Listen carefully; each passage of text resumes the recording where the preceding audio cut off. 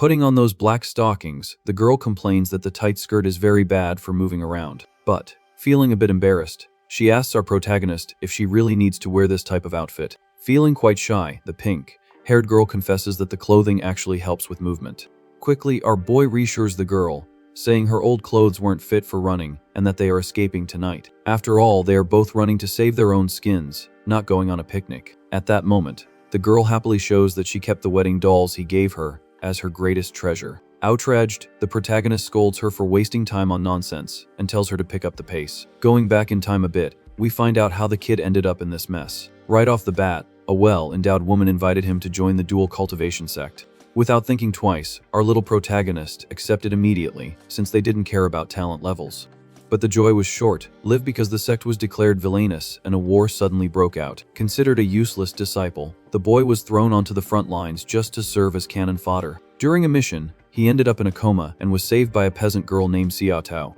Spending a few months at her house to heal, the kid didn't even think about returning to the battlefield anymore. Suddenly, an absurd explosion blows the protagonist away, and spiritual pressure crushes everything around. From high in the sky, a giant monster avatar descends, ruthlessly destroying the entire village. Realizing there's no way to escape the war, the protagonist screams for Xiaotao to pack their things so they can leave right away. In a tight hug, the girl says she doesn't care about immortality and just wants to spend her life with him in a safe place. Blushing deeply at the declaration, he takes her hand, and the two of them set off to flee. During their run in the middle of the night, they promise that any place becomes a home as long as they stay together. Actually, our boy is a reincarnator who has a useless system locked due to a pure lack of talent. In the past, he tried to enter various cultivation sects, but was always kicked out for having no aptitude. Rejected even by muscular guys, the master said his bone structure was trash. Discouraged with life, the little protagonist was already accepting that being useless in a magical world was his only destiny. Suddenly, a terrifying shout orders the couple to stop running in the middle of the forest. Right in front of them appearing is the Jade Maiden sect master, exuding a murderous aura. Sword in hand, one of the lackeys already asks if she should kill the rival sect's trash right there. With a quick gesture, the platinum-haired master tells the disciple to wait a moment. But without any warning, our protagonist takes an invisible blow to the face. Hurled away by the impact, the boy falls to the ground feeling god-awful pain. With disgust in her eyes, the master promises to spare the boy's life if he turns over the rival sect's plans. Spitting blood, the protagonist laughs in her face and warns that trash of his level doesn't know any damn thing. Clearly irritated by the audacity, the platinum-haired woman lets out a sigh of total contempt. Soon the blonde lackey takes the lead, telling the master not to worry her head over small fry. Desperate, the pink-haired girl steps in front, begging them not to hurt the boy because he is a good person. With a sadistic smile on her face, the blonde mocks their true love. In a swift and cowardly move, the swordswoman cuts the poor girl in half without the slightest mercy. Totally in shock, our protagonist cannot believe the bizarre scene he just witnessed. In tears, he screams his beloved's name with all the strength in his lungs, seeing her body fall to the ground. Fallen on the earth, the boy cries asking why they killed an innocent person who had nothing to do with the war. Full of mockery, the assassin says that any woman involved with the enemy sect deserves to go to hell. Pointing her sword at his face, the blonde gives the boy one last chance to open his mouth. Overcome with hatred, the little protagonist gathers saliva and spits with everything he's got in the bitch's face. Without thinking of the consequences, he swears he would never hand over anything to murderous scum like her. Completely furious at the defiance, the villainess sends a sword strike ripping across our boy's face. In a bloodbath, the mortal blow makes the kid scream, agonizing in pain. Collapsing to the ground, he uses his last strength to curse these sluts who call themselves part of the righteous faction. With her back turned, the platinum-haired master decrees that to eradicate evil, they need to take cruel measures. Obeying the hypocritical order, the disciples just agree with the madness without questioning. Without wasting time, the blonde stabs her sword into our boy's chest, wanting to finish the job. About to die, the protagonist carves the names of the two assassins, promising bloody revenge in his next life. Exactly at this near-death moment, the useless system beeps, detecting the boy's obsession, and finally starts up. Far from there, the scene cuts directly to a camp on the front lines of the war. Upon opening his eyes, our boy wakes up upside down on a bed, understanding absolutely nothing. Confusedly looking at the ceiling, he tries to process if he really died or if it all was a hyper-realistic nightmare. Out of nowhere, a female voice pulls the kid from his thoughts, mentioning he has finally awakened. Turning his head, he comes face to face with a very well-endowed woman wearing minimal clothing. Approaching him, the woman introduces herself as Senior Sister Feng and explains she found him nearly dead and used dual cultivation to save his life. Concerned, the protagonist ignores the naughtiness for a second and immediately asks about the war situation. With a smile of relief, the woman tells him their sect won and that the platinum-haired master was defeated just yesterday. Shocked by the news that the enemy sect was wiped out and the platinum-haired master captured, the boy is speechless. Staring at his own hands, he realizes the injuries from that attack should have killed him instantly. With a psychopathic smile forming on his face, our little protagonist feels the taste of revenge knocking at his door. Since the murderous master is all broken and imprisoned, he decides he will give her the final blow himself. Jumping out of bed, the boy prepares to go running off to claim the blood for his beloved. But suddenly, the woman grabs him from behind, warning him that their dual cultivation session isn't over yet. Bringing the kid back to bed, she tells him in a seductive voice that he won't feel any pain at all. Right close to his ear, the crazy woman reveals she will kill him with so much pleasure just to steal his vital energy. In total panic, the protagonist realizes he was reborn only to be sucked dry to death by this opportunistic witch. Just as he's about to accept his end, a blue screen appears in front of him, announcing that the personality correction system is online. Startled by the noise in his mind, the kid freezes in place, not knowing what to do now. Trying to understand the situation, he reads the name of the bizarre system to see how it will save his skin. Quickly, the screen explains that it will force the conversion of anyone who has 100% malice towards him and even give top-tier rewards. Pressing the kid onto the bed, the woman in red squeezes him, asking why he is resisting so much. Immediately, the system scans the naughty woman, confirming her malice bar is at maximum and ready to be forced into correction. Confused by the sudden change in attitude, the villainess asks why, while the boy squeezes her face. Furious, the protagonist curses the system for the delay and tells the woman to swallow her own poison. Out of nowhere, magical chains sprout from the void and bind the woman completely, leaving no chance for escape. Startled to see the boy floating, she tries to understand what kind of bizarre technique that is. Desperate from the pressure, the prisoner begins to plead for him to stop immediately. With a look heavy with sorrow, the boy laments that if the system had arrived sooner, his beloved wouldn't have died. Filled with hatred, he decides he won't have a shred of pity for this assassin. Shortly after, our hero walks calmly through a digital portal created by the interface. Arriving on the other side, he notices the dark environment looks very much like a prison cell. A floating notice explains that certain conditions must be met to use the location. Bound and with no way out, the woman screams, demanding to know what artifact he used to trap her. Ignoring her tantrum, the boy asks the system directly how to collect the rewards. Straight to the point, the blue screen reveals options between eliminating the target or reforming her distorted personality. In tears, the villainess asks what he's going to do while the panel awaits the master's decision. Reading the details, the kid discovers that a forced refinement will increase his level as a bonus. Outraged at being ignored, the blonde continues screaming not to be neglected. Focused on the prizes, our little protagonist realizes the Phoenix cultivation reward is too good to pass up. But calculating the time available, he concludes that training this crazy woman now would be a waste of time. Without thinking twice, he activates the direct refinement, just to break his strength limit right away. Struck by intense beams of light, the woman lets out a piercing scream of pain. Crying like a child, she swears she'll even become a slave or a maid if he stops the torture. Relentless, the system increases the punishment's strength, crushing the prisoner's resistance. Exactly at that moment, a red alert warns that other cultivators are near the boy's physical body. Pulled away by force, the kid's consciousness is thrown back to the real world in the blink of an eye. Back in the prison dimension, the naughty woman remains hanging, undergoing the correction process. Panting in a cold sweat, she realizes the pain has stopped and celebrates having survived the worst. Below her body, a progress bar shows that the reform has stalled at 50%. Back in reality, the room door flies open with a violent kick from a henchman. Entering the place, the guy finds it strange to only see the boy there and demands to know where Sister Feng is. With a bored expression, our protagonist turns his head to face the arrogant intruder.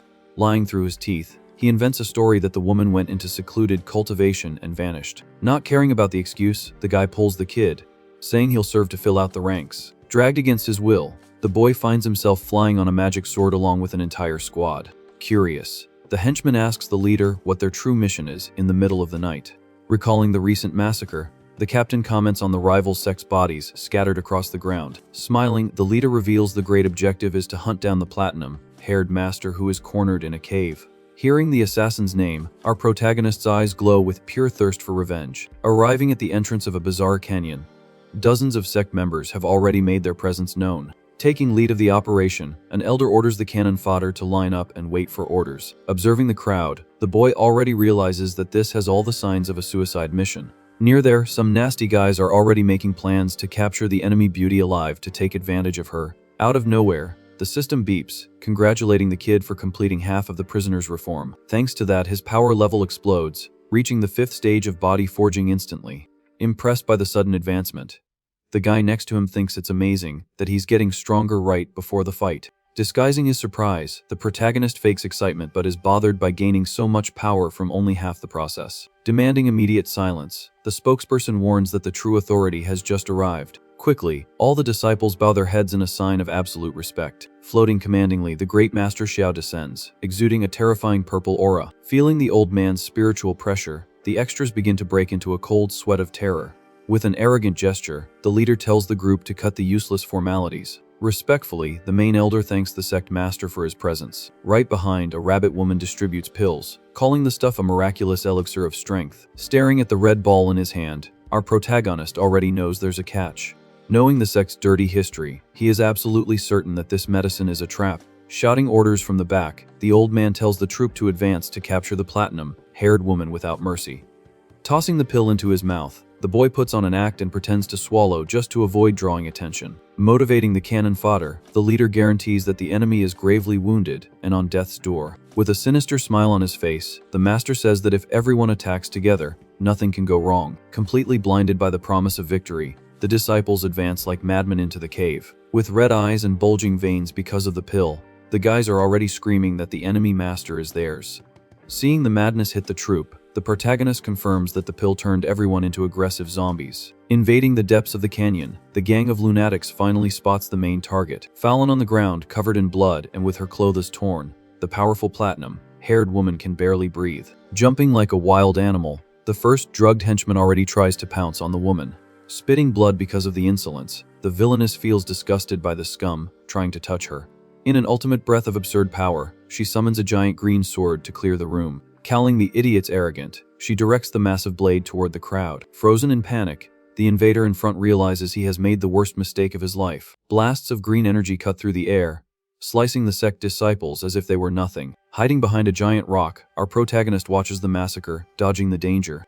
Giving a cynical smile, he thinks that if he had attacked along with them, he would have already been turned into mincemeat. On the cave floor, the remains of the dead begin to bubble, creating a strange pool of blood. Eyeing the scene wide-eyed, the platinum-haired master is in shock, not understanding what sorcery that is. Suddenly, pillars of fire and energy explode from the scattered blood, catching her totally off guard. Completely exhausted and with no way out, the villainess falls to her knees, accepting inevitable defeat. Cuffing non-stop in the middle of the red mist, the platinum-haired woman realizes there is something very wrong. With her hand on her face, she feels the bizarre effects of the exploding corpses. From behind, the disgusting old man explains that the pill served exactly to create this trap.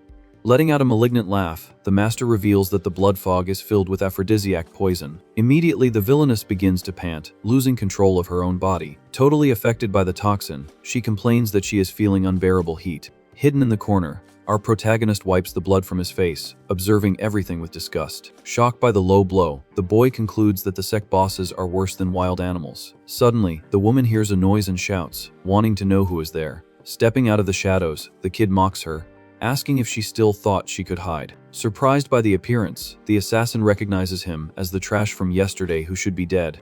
At that same moment, the system warns that the woman's anger is only at 50% and isn't enough for capture. Grabbing her sword, the little protagonist decides he needs to provoke the enemy until her hatred reaches its maximum limit. Full of mockery, he asks if the great mistress can only take out her anger on a nobody like him. To make matters worse, the boy warns that she will end up becoming a cultivation furnace for the sect just to survive. Completely out of her mind, the woman tells him to shut his mouth and launches a furious attack. With rage, she curses the betrayal of her own ally who put her in this ridiculous situation. Filled with hatred, the platinum-haired woman swears she will annihilate the entire sect, starting by killing him. Dodging the mortal blows, the boy mentally asks if the rage bar is full yet, but the system frustrates his plans, warning that the malice has stalled at 90%. In a sudden movement, the master tries to slice the kid, launching a magic tornado, but because of the poison, her hand loses its strength and lets go of the sword hilt. Unable to bear her own weight, the assassin collapses to the ground, totally vulnerable. Facing the scene, our protagonist clicks his tongue,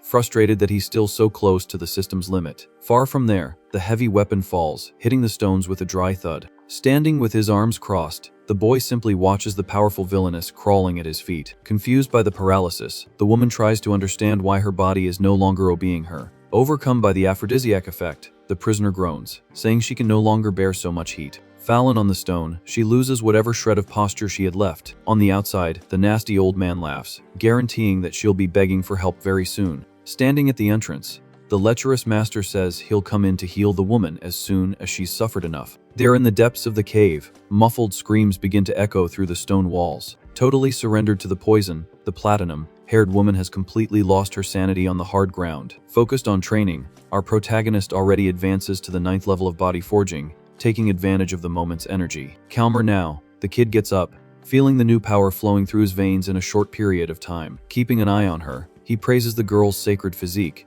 which has absurd effects for whoever cultivates nearby. In an awkward silence, the two of them stand there processing what just happened. Shamelessly, the boy blames the woman, saying he was forced to give in since her spiritual pressure was giant. With no shame on his face, the kid swears he was just a passive victim of the enemy's thirst for lust. Furious at the humiliation, the platinum-haired woman glares at the abuser with a murderous look. In a final effort, the woman firmly grips the hilt of her sword lying on the ground. Filled with murderous instinct, the villainess screams, asking if he thought he would leave alive after taking advantage of her. Flying toward the kid, she tries to rip his head off, but the system finally beeps. Hatred at maximum. According to the prisoner's profile, the blue screen classifies her as an ingrate who kills in the name of false justice. Laughing in the assassin's face, our hero activates the imprisonment, pulling the crazy woman into the dimension. Pressed for time, the protagonist orders the system to eject the other woman in red immediately. Confused, the woman in red falls into the real world just at the moment the platinum-haired woman is sucked into virtual space. As soon as she enters the dimension, the murderous master is wrapped in thick metal chains. With his hand outstretched, the boy orders total capture without giving her a chance for defense. Startled, the villainess tries to break free, but ends up firmly trapped in the air by the system's power. Right after arriving at the virtual dungeon, our little protagonist walks in exuding a dominating aura. With a smile of pure sadism on his face, he prepares to start the torture show. On the dark walls of the prison, various macabre tools and whips hang, waiting for use. Locked in a wooden stock, the platinum-haired woman falls into despair upon realizing she has lost all her cultivation. Pulling her hair without mercy, the boy warns that from now on, he controls her life and death. In shock, the prisoner asks who the hell he is to have such absurd tricks. As the only answer, the kid brings the whip down on her back with all his might. Grabbing the woman's chin, he makes it clear that she doesn't have the right to ask questions there. Keeping an eye on the blue panel, the hero asks what the reward will be for taming this beast at 100%. Seeing that he will gain foundation levels and a sacred flame physique, the boy lets out a very satisfied smile. Focused on grabbing the valuable prize, the protagonist wraps the whip around his hand, ready to punish her even more. With his eyes glowing with malice, he promises to do his best to discipline the prisoner. Crying in pain, the powerful leader begs him to stop the brutal punishment. Suddenly, the red alert goes off, warning that there are enemies near his body in the real world. Outside, a gigantic purple explosion destroys the cave's barrier in a second. With pieces of stone flying everywhere, dust takes over the Hydia. In the middle of the smoke, the silhouettes of the disgusting old man and his henchmen begin to appear. Full of ulterior motives, the scummy leader asks if the Platinum Fairy waited long for him. Pulled back to reality, our boy notices that the invasion is going to ruin everything for him. Checking the surroundings, the kid finds that the only exit is blocked by an enemy army. With no other choice, the hero decides that the only chance for survival is to fight with everything he has. But before even attacking, he coughs up blood, realizing he exhausted his energy a short while ago. With a simple movement, the old man dissipates the poison mist, clearing everyone's vision. Halfway through, the invading group realizes that the woman they wanted to capture has simply vanished off the map. Trembling with fear, a henchman reports to the master that only one disciple is left alive there in the middle of the corpses.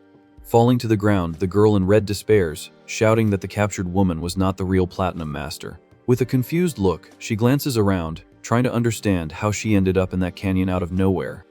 Furious, the old man crushes the girl's back with his foot, guaranteeing that the true prey would never escape the net.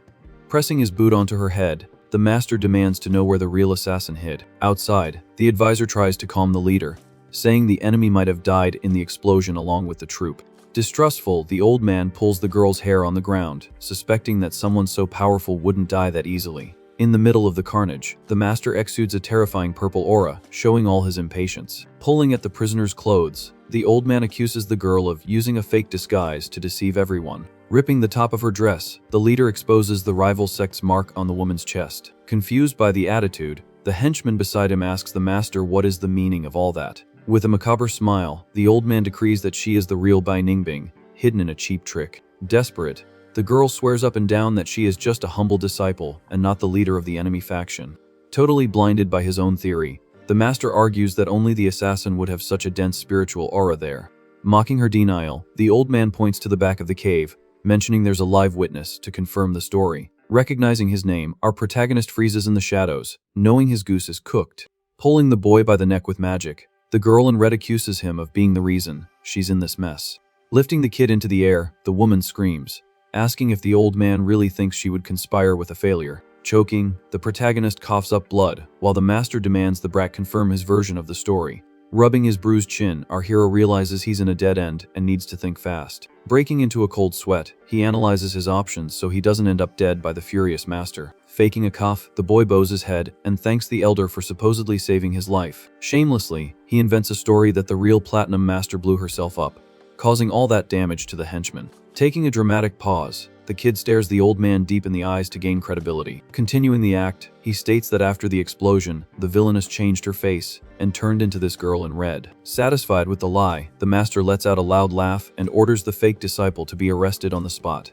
Being dragged away, the woman swears revenge, saying she won't forgive the protagonist even after death. Arms crossed, the elder calls for the leader to retreat quickly because the battle on the war front is still intense. Out of nowhere, the old man stops halfway and shoots a suspicious look at the boy. Suspecting the survivor, the elder asks how the hell the kid didn't explode from the poisonous pill like the others. Clenching his hands, the little protagonist already imagined this question would come and prepares to release another lie. Inventing a quick excuse, the boy says he felt a stomach ache and fainted before the pill could take its fatal effect. Curious about the resistance, the elder deduces the kid must have a special constitution immune to poisons. With a sinister smile forming on their faces, the two old men begin to whisper macabre ideas. In a quick movement, the elder places his hand on the protagonist's shoulder, giving the kid a start. Overjoyed, the old man announces that starting today, the boy will be his personal disciple in the alchemy hall. Aware of the trap, our hero plays along and thanks him for the fake promotion, bowing his head. Disguising his anger, the protagonist knows full well that the old geezers just want to use him as a poison test subject later. In the blink of an eye, the old men fly off on floating swords, dragging the boy along.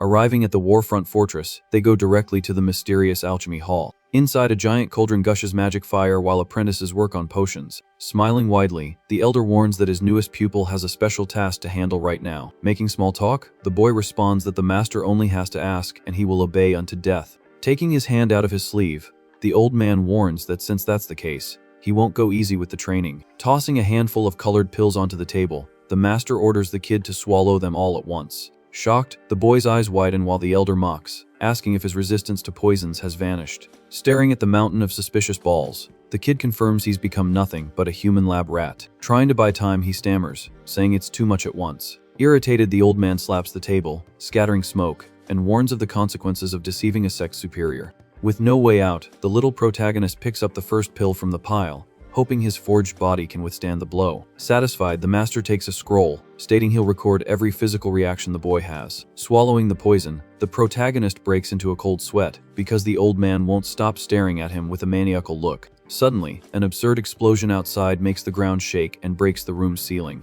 Outraged by the noise, the elder curses, complaining that the enemy faction decided to attack again. Seizing the opening, the boy tells the master to go fight and promises to continue eating the pills alone. Trusting the experimental rat's foolishness, the old man accepts the offer and runs off to the front lines. Sighing in relief, our hero celebrates the great stroke of luck to escape certain death. Looking at the fancy flasks on the shelf, he decides to steal the entire alchemy stock before fleeing. But before escaping, he activates the system, ordering the platinum-haired master to be released from the virtual prison. Falling from the cybernetic portal, the woman eyes the scene wide-eyed, confused by the sudden change in scenery. Still panting and wearing rags, the assassin gives a smile of pure relief for having left that hellish dimension. Pulling her collar hard, the boy warns that she is still his slave and there is no way to escape. Pointing to the shelves, he commands the woman to use her knowledge to separate the pills that are useful. Confused by the request, the platinum-haired leader grumbles that disciples used to handle those things for her. Ignoring the excuse, the kid demands she get it done quickly and find the useful medicines. On her knees on the ground, the proud master wonders how her life went from queen to a thug's maid. Out of nowhere, her eyes fixate on a peculiar detail in her new master's hand. She realizes he is still holding firmly to that first poisonous pill without having actually swallowed it.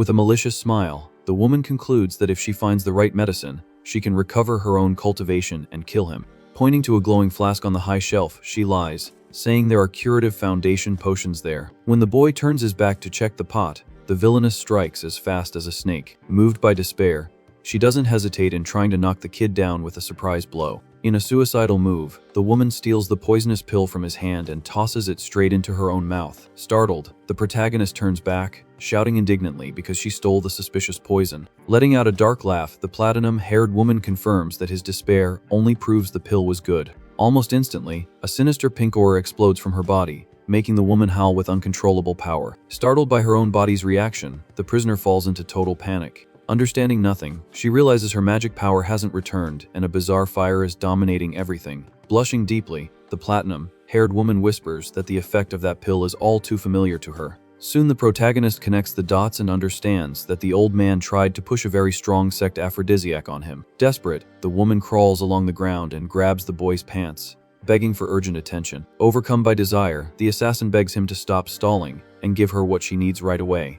With a cynical smile, the kid mocks her, reminding her that just a minute ago, she wanted to slice him in half. With a firm hand on the villainess's chin, he hears her confessing she was wrong with a very whiny voice. With an aggressive pull on the chain, the hero orders her to prove she has changed her attitude if she wants help. With no way out, the powerful master bites her lip, finally accepting submission. Thrown on all fours on the ground, the prisoner begs for punishment while the system warns that the protagonist's cultivation has just risen to the Q condensation level. Full of himself, the boy says the great leader of the righteous faction is now nothing but a bitch wagging her tail at his feet. Right close to her ear, the kid warns that this is her last chance, and the woman swears she will never disobey again. At this point, the potions on the wooden shelf begin to shake absurdly with the chaos breaking loose in the hall. After a long time, the protagonist stretches without a shirt, complaining that the pill's poison took a lot of work to neutralize by force.